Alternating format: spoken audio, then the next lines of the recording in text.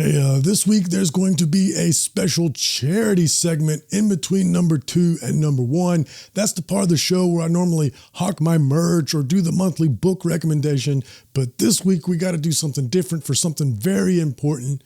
But first, let's talk about new metal albums.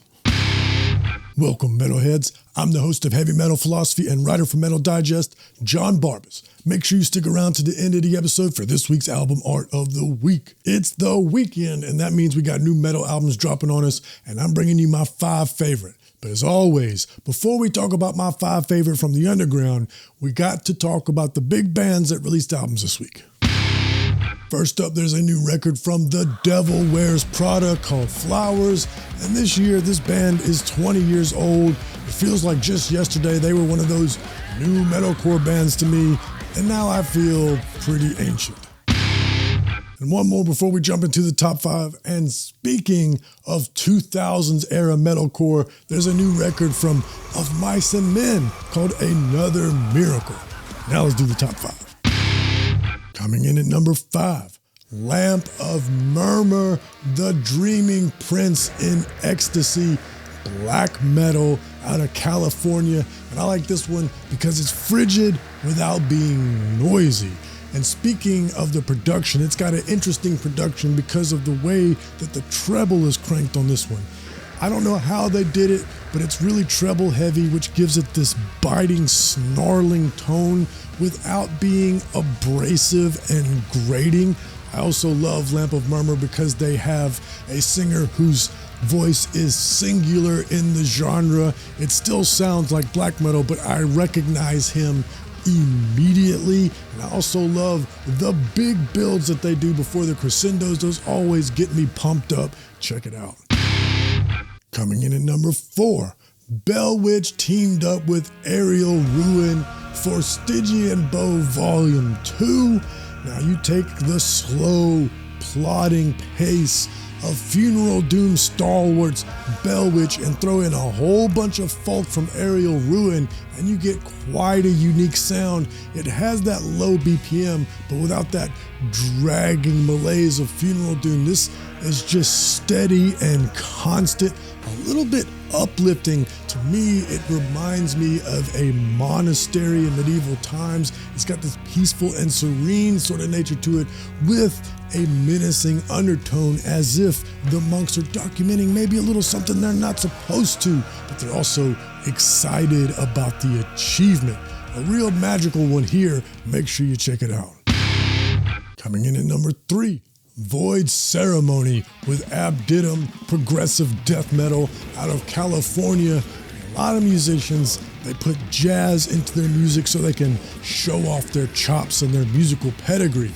Void Ceremony, they put jazz into their music to test the structural integrity of whatever it is that's holding the fabric of the universe and keeping the dimensions separate. I tell you what, back in the day, during the Satanic Panic, there were all sorts of evangelicals worried about what sort of lyrics their children were hearing and what would happen if you played them backwards. Imagine if they heard the sort of discordant textures that Void Ceremony can bring. And then when these vocals hit, the hellish tones reach their zenith. This is a quite dense record that you will not be able to properly perceive in one sitting, but that's cool because you will have no problem wanting to listen to this one multiple times. Check it out.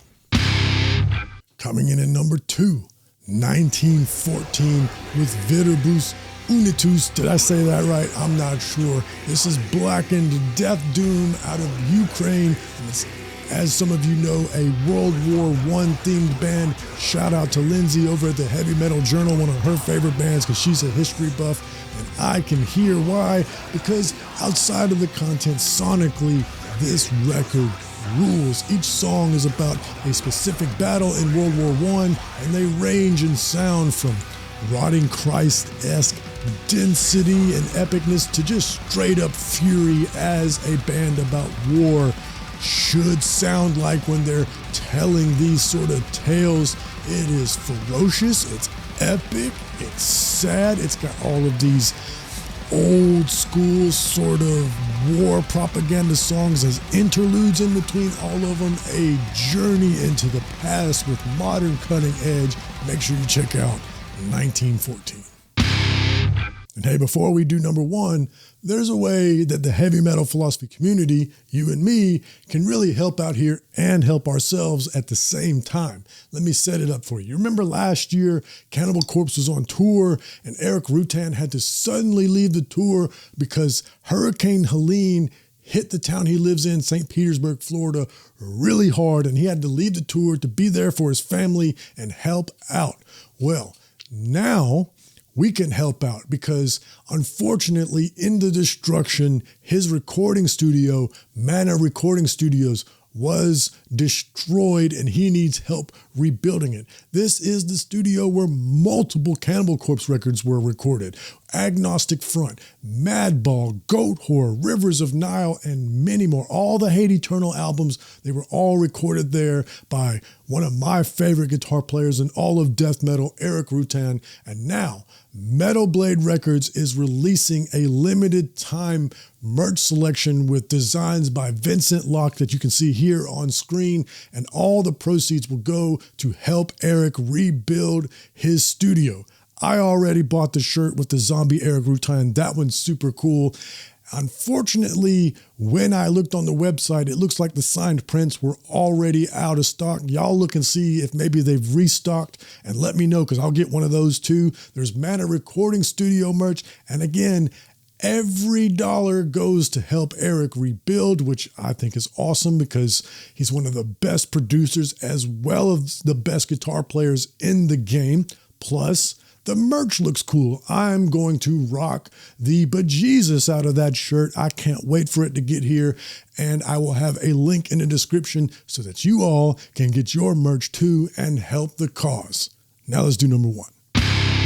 Coming in at number one, Primal Scourge, End of Eden, death metal out of Tennessee. And I just cannot believe that this is a debut LP, because the record sounds so mature. There are so many clever choices here, dynamic arrangements, and damn heavy tones.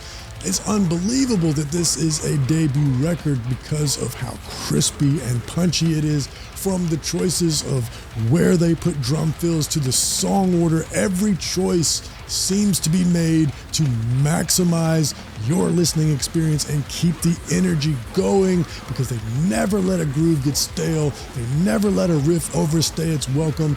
The changes in tempo are subtle and numerous, so it just keeps you going from the beginning to the end. Quite an exciting record, and I'm excited for the future of this band if this is what they're doing on their first record. Now I've got a really fun dealer's choice for you. All right, longtime subscribers know that the dealer's choice segment is the part of the show that allows me to break my own rules. One of the rules for this show is new music only. I'm breaking that rule with the dealer's choice this week with No Life Till Leather, a tribute to Metallica's Kill 'Em All, full of killer bands, each one covering a song from Kill 'Em All. I'm talking Motorhead, Saxon, the Tigers of Pantang, Diamond Head, and let me tell you, it is a mind trip to hear the bands that influenced Metallica covering the songs that resulted from their own careers. And when you listen to it, you can hear, okay, that's where Metallica got that from, because of the way that these bands made the choices to do these songs. And the updated production just really refreshes what is, in my opinion, a very dated sounding record. So it's fun all around, as a celebration, as an academic exercise, and to hear the interpretation of the bands that came before Metallica, now going back to do what Metallica did after them. So nerdy and so heavy. Make sure you check it out. My favorite album art this week comes from The Grasshopper Lies Heavy. The album title is Heavy, and this is a sludge band out of Texas. And with an album title called Heavy, I thought to myself, this better be heavy. And it indeed was. They did not disappoint. First, let's talk about this album art. One of the big standouts amongst all the other standard heavy metal album covers that happened this week. Look how bright and colorful it is. It's got flowers on it. You don't see that in any sort of extreme metal. But don't get it twisted. If you look real deep, it's actually a mosaic, and there's a skull buried in here amongst all the bright colors.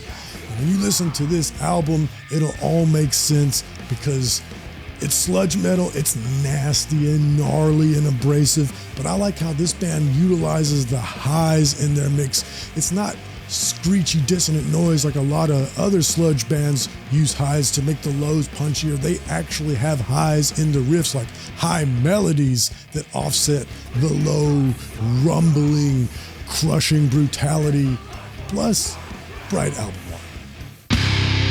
Hey, before we go, just letting y'all know ahead of time, there's 2 more weekends left in November after this one, and then the channel transitions into Album of the Year season like we do every year. Very excited about that, so make sure you're subscribed to catch all of the goodness.